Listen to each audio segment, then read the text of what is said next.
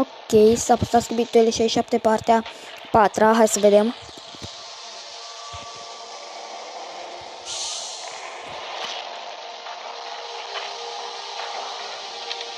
I-a dat lentila. Îl salută. I-a zis nu, dar nu știu de ce a zis nu. Și Jimen cu 700 de rasede.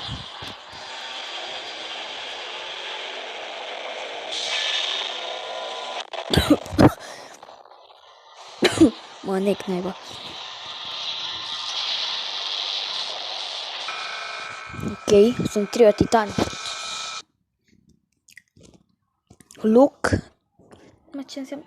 Look to the left. Uite-te în stânga. Ce e? Mă, ce e ăsta?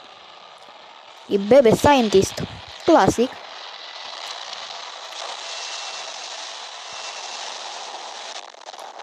Mamă, ce cap a dat.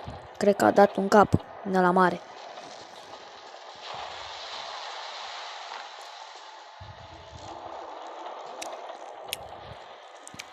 Mă, ce?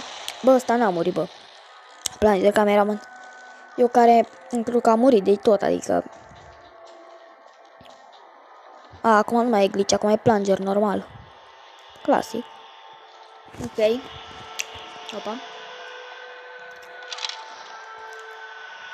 Mă, ce lumina aia albă?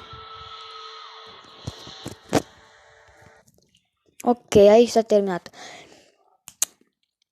Pe la un 8 jumate, o să postez Multiverse. Da, Multiverse. Episodul 014. Am văzut că s-a postat. Nu o să reacționez la el. Deloc. Deloc nu o să reacționez. O să las până atunci. Hai, vă las și pa, pa!